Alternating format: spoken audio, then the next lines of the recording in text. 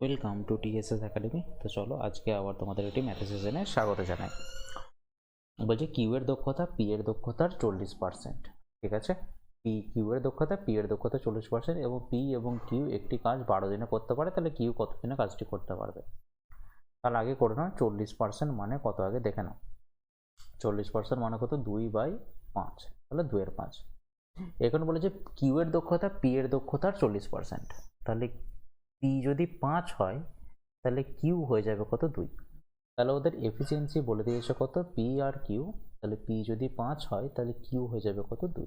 ঠিক আছে, দিয়ে বলছে তারা পি ও কিউ একত্রে কাজটি 12 দিন করতে পারে। তাহলে একত্রে এরা কত ইউনিট করে? 7 ইউনিট কিন্তু কাজ করে। তাহলে 12 দিন, একদিনে এরা 7 ইউনিট করে, তাহলে 12 দিনে কত ইউনিট করবে? 84 ইউনিট করবে, কিন্তু 12 দিনে কাজটা করবে। এবার কিউ একা কত দিনে কাজটা করতে পারবে? কিউ দেখো, কিউ কত ইউনিট করে কাজ করে? 2 ইউনিট করে কাজ করে একদিনে।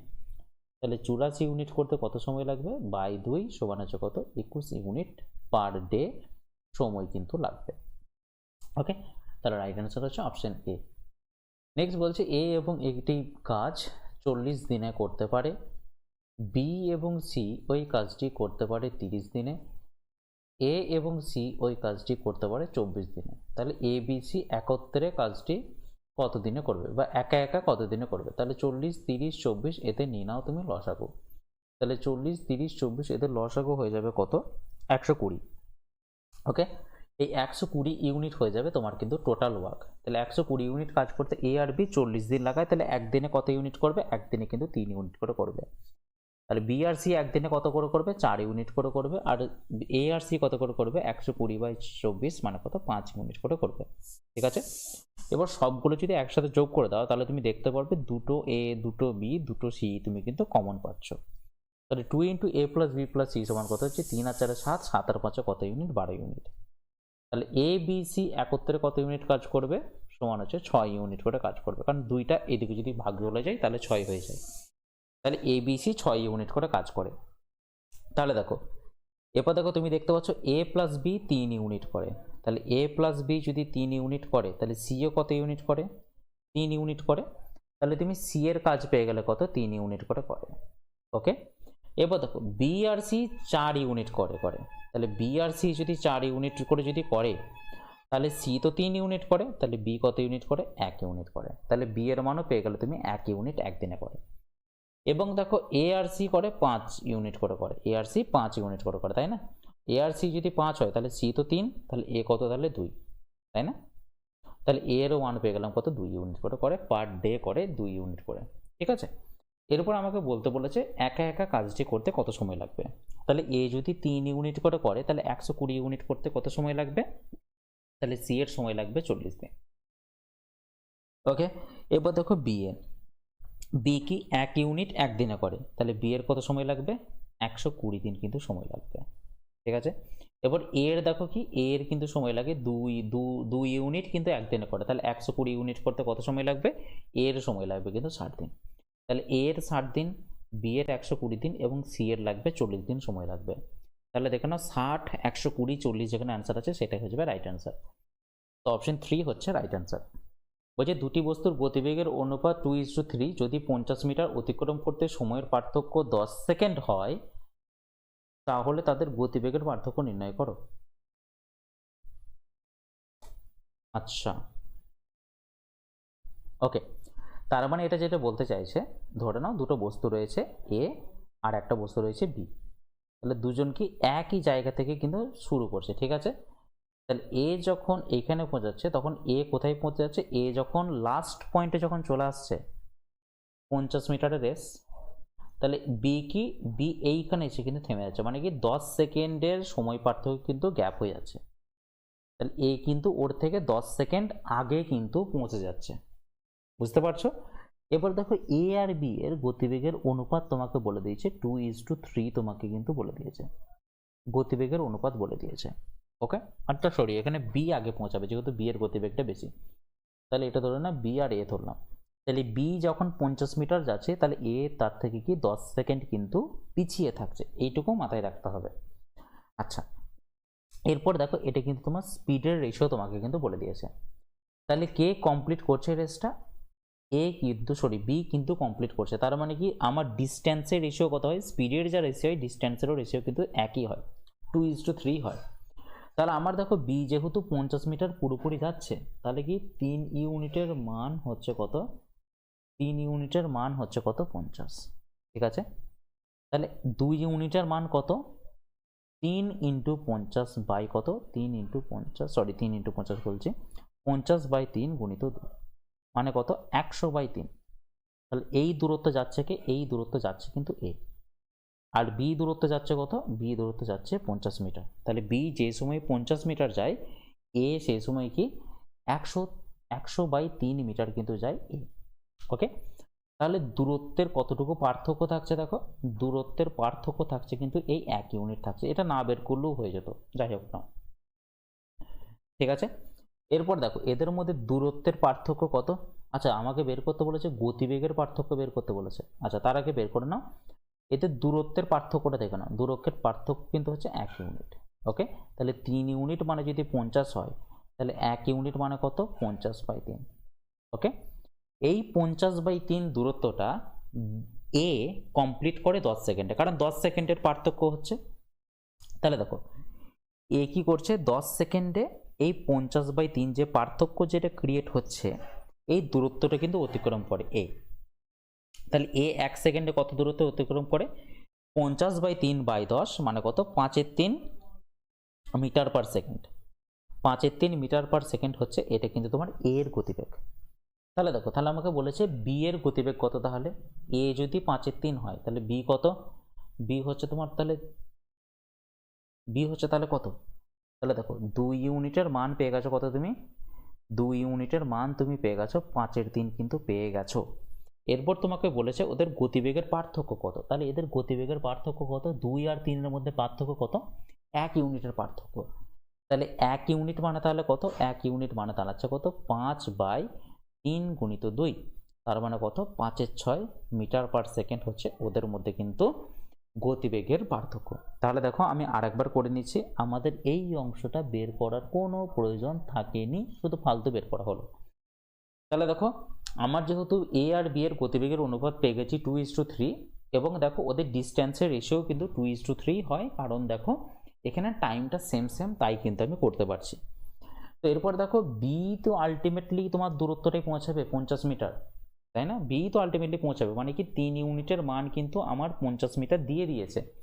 তাহলে বের করতে হবে কি 1 ইউনিটের মানটা বের করে নিতে হবে, সেটা কত 50/3, ঠিক আছে। তো এই 50/3 যেটা 1 ইউনিট বেরোলো, এই 1 ইউনিট কিন্তু ওদের মধ্যে দূরত্বের কিন্তু পার্থক্যটা, তো এই পার্থক্যটাই এ কিন্তু অতিক্রম করবে 10 সেকেন্ডে অতিক্রম করে। তাহলে এর গতিবেগ পেয়ে গেলাম কত, 1 সেকেন্ডে অতিক্রম করে 5/3 মিটার পার সেকেন্ড পেয়ে গেলাম।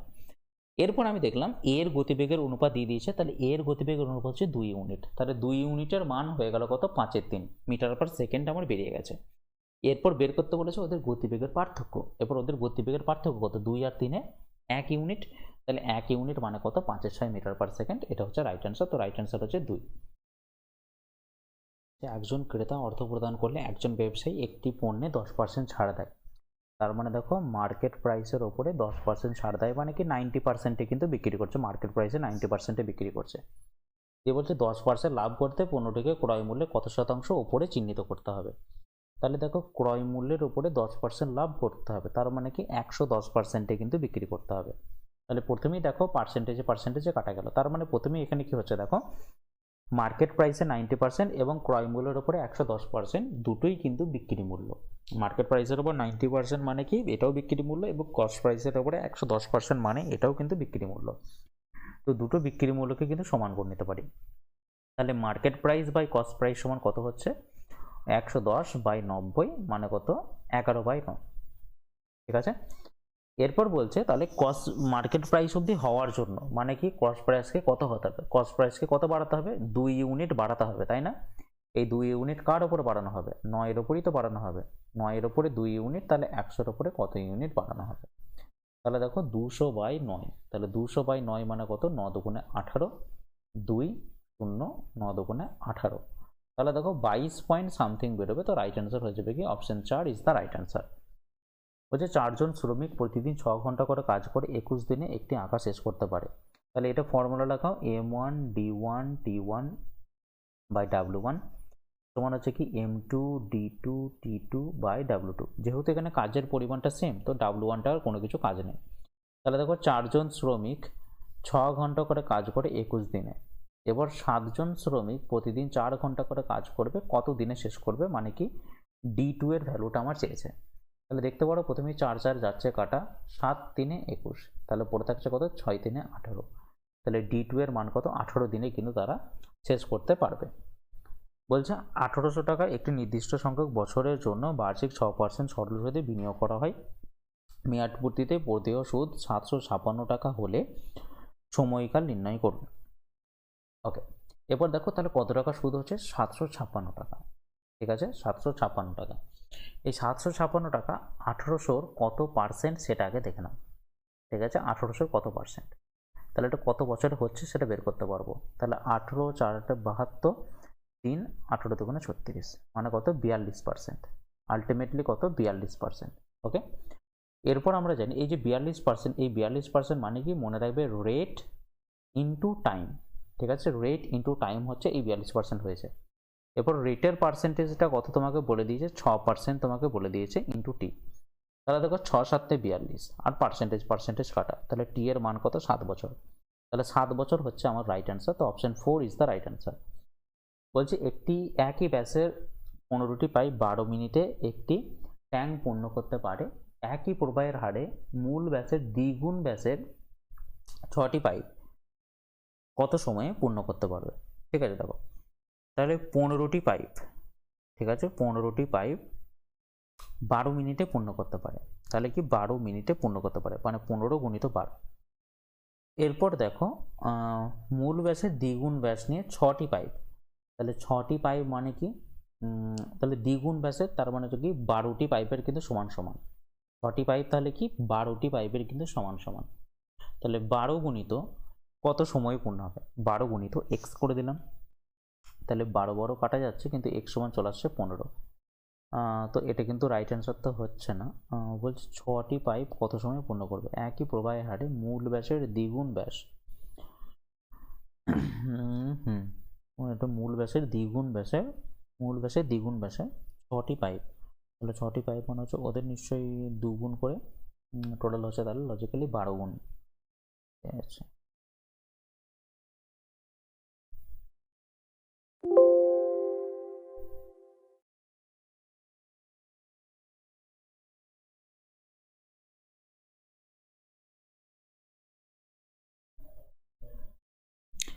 ওকে বলেছে দেখো একই ব্যাসের 15টি পাইপ 12 মিনিটে একটি ট্যাঙ্ক পূর্ণ করতে পারে। ঠিক আছে, তাহলে তুমি বলতে পারো যে প্রত্যেকটি পাইপের ব্যাস হচ্ছে কত, আর তুমি যদি ধরো তাহলে ওদের ক্ষেত্রফল কত, প্রত্যেকটা পাইপের পাই আর স্কোয়ার হয়ে যাচ্ছে কিন্তু ক্ষেত্রফল। ঠিক আছে, তাহলে 15টি পাইপের ক্ষেত্রফল কত হবে, 15 পাই আর স্কোয়ার হয়ে যাবে 15টি পাইপের কিন্তু ক্ষেত্রফল। এরপর দেখো ব্যাসটাকে দ্বিগুণ করে দিয়েছে, তার মানে কি পাই গুণিত আর এর মানটা হয়ে গেছে কত, 2 আর হয়ে গেছে। তার মানে হয়ে গেছে কত, এটা পাই ইন্টু 4 আর স্কোয়ার হয়ে গেছে, বা এটাকে তুমি বলতে পারো 4 পাই আর স্কোয়ার হয়ে গেছে এখন ওদের ক্ষেত্রফলটা। কিন্তু এটা কোয়ার্টার ক্ষেত্রে, এটা কিন্তু 6টা পাইপের ক্ষেত্রে। ক্লিয়ার? তাহলে দেখো এরপর 15টি পাইপের ক্ষেত্রফল গুণিত কত, 12 মিনিট। ঠিক আছে, যেই কাজটা যেটা করতে পারে সেটা কি, 6টা পাইপের ক্ষেত্রফল কত, 6 ইন্টু 4 পাই আর স্কোয়ার, এটা কত সময়ে করবে এটা তোমাকে বের করতে বলেছে। তাহলে প্রথমেই দেখো পাই আর স্কোয়ার কিন্তু গেল কাটা। এরপর দেখো 6 দুগুণে 12, এবার দেখো 2 2 এ 4, আর দেখো পড়ে থাকছে কত, 15/2। তাহলে 15/2 মানে কত, 7.5 মিনিট হয়ে যাবে এক্স সমান। তাহলে এক্স সমান দাঁড়াবে 7.5 মিনিট। তো ওরা কি 7.5 মিনিটে কিন্তু কাজটি কমপ্লিট করে ফেলবে। তো রাইট অ্যান্সার কত, অপশন এ। নেক্সট দেখো বলছে একজন ডিলার 5800 টাকাতে একটু ওয়াটার কুলার কিনেছে, সে চিহ্নিত মূল্যে 12% ছাড় দেয় এবং তারপরেও সে 10% লাভ করে। আচ্ছা দেখো 5000 টাকা দিয়ে কুলার কিনেছেন, তার মানে তিনি কিনেছেন, তার কস্ট প্রাইস হচ্ছে 5800 টাকা। ঠিক আছে, তার 10% লাভ হচ্ছে। তাহলে 5800-র উপরই তো তার 10% লাভ হচ্ছে। তাহলে 5800 তারা 10% দেখে নাও কত টাকা লাভ হচ্ছে, 0 0 কাটা গেল। তাহলে কত টাকা, 580 টাকা কিন্তু তার প্রফিট হচ্ছে। এটা কিন্তু তার প্রফিট। তাহলে আলটিমেটলি বিক্রি করছে কত টাকায় সেটা দেখে নেবে। এরপর বলেছে চিহ্নিত মূল্যটাই নির্ণয় করতে বলেছে। তাহলে এক্স এর ওপরে তুমি কত পার্সেন্ট ছাড় দিচ্ছ? 12% ছাড় দিচ্ছ। তাহলে 12% মানে কত? তুমি আলটিমেটলি বিক্রি করছো 88%। তাহলে এই 88% মানে হচ্ছে বিক্রি মূল্যটা, মানে চিহ্নিত মূল্যের 88% মানে কি? বিক্রি মূল্যটা। বিক্রি মূল্য কত? 5800 সাথে যদি 580 যোগ করে দিই তাহলে এইটি হয়ে যাবে বিক্রি মূল্য 0813 6380 হয়ে যাবে কিন্তু এটা বিক্রি মূল্য। তাহলে প্রথমেই দেখো 11 8 88, 11 5 55, 8 80 0। আর এটা দেখো 4 দিয়ে যাবে আরও মনে হচ্ছে, 4 14 56, 2 4 5 20 এবং দেখো এটা হয়ে যাবে কত? 250। তাহলে x সমান দাঁড়াবে কত? 145 গুণিত কত? 50। ঠিক আছে, তাহলে 5 5 25, 5 গুণ 70, 72, 7200 টাকা হয়ে যাবে তোমার কিন্তু এখানে 7220, সরি 7220 দাঁড়িয়ে যাবে তোমার কিন্তু এখানে 220 দাঁড়িয়ে যাবে।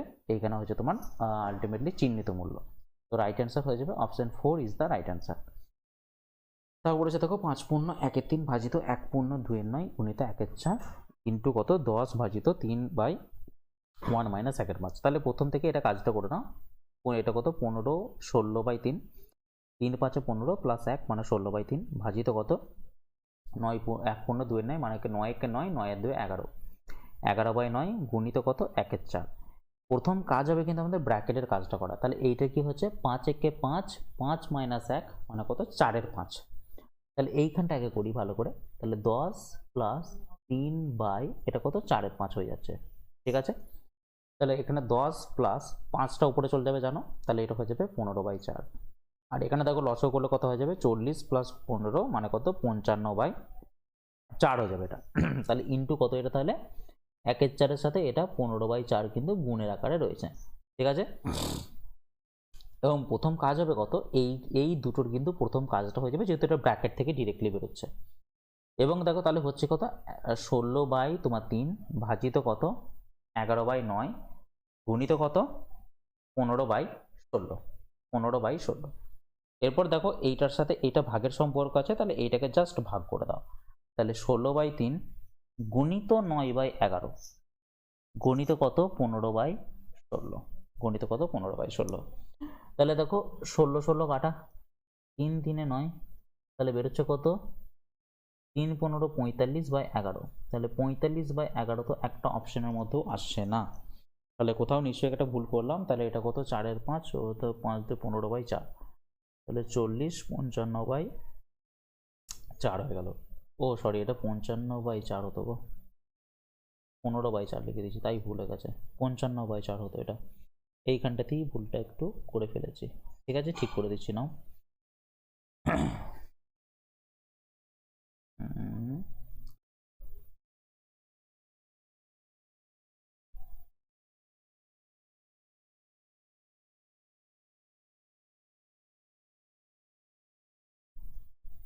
ওকে, চলো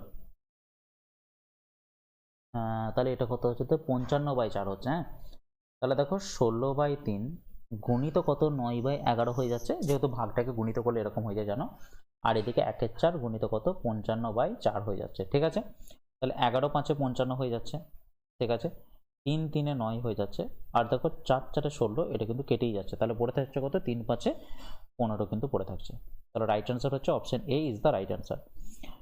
তারপরে বলেছে দেখো লাস্ট অঙ্ক আমাদের 1300 জন ছেলে এবং 900 জন মেয়ে পরীক্ষায় অংশ নিয়েছিল এবং 40% ছেলে এবং 35% মেয়ে উত্তীর্ণ হয়েছে। তাহলে পরীক্ষায় অনুত্তীর্ণ মোট শিক্ষার্থীর শতকরা শতাংশ কত? দেখো 1300 জন ছেলে, ঠিক আছে, 40% যদি উত্তীর্ণ হয় তাহলে 60% নিশ্চয়ই অনুত্তীর্ণ হয়েছে। আচ্ছা, এবং দেখো 900 জন মেয়ের যদি 35% যদি উত্তীর্ণ হয়েছে তাহলে নিশ্চয়ই 65% অনুত্তীর্ণ হয়েছে, ফেল করেছে। তাহলে দেখে না কতজন ফেল করেছে। তাহলে এটা কত হচ্ছে? 780 জন এখানে ফেল করেছে। ঠিক আছে, আর এখানে কতজন ফেল করেছে? 9 5 45, 9 6 54, 5 59, 595 জন কিন্তু ফেল করেছে। তাহলে টোটাল ফেলের সংখ্যাটা দেখে নাও, এই দুটোকে যোগ করে দাও। তাহলে কত হবে? 5 9 এর 8 17 7 17 লাখ 5 এর সাথে 12 এর 1 13। তাহলে টোটাল 1375 জন ফেল করেছে। কতজনের মধ্যে? দেখো 1300 প্লাস 900 টোটাল কিন্তু 2200 জনের মধ্যে কিন্তু ফেল করেছে। তাহলে 100 জনের মধ্যে কত, তাহলে 0 0 কাটা গেল দেখো। এবং তাহলে পড়ে থাকছে কত, হ্যাঁ 11 দিয়ে দেখো কাটাকাটি যাবে, 11 দুগুণে 22, তাহলে 11 দুগুণে 22, 11কে 11, 11কে 11, 2, 11 দুগুণে 22, 5, 125, তাহলে দেখো 125/2 হয়ে যাবে তোমার কিন্তু অ্যান্সার। এবার 125/2 মানে কত, 60-এর উপরে তো বটেই, তাহলে অ্যান্সার হয়ে যাবে কত, 62.05% হয়ে যাবে তোমার কিন্তু অ্যান্সার। ঠিক আছে, ওকে চলো তাহলে আজকের জন্য এই রইলো।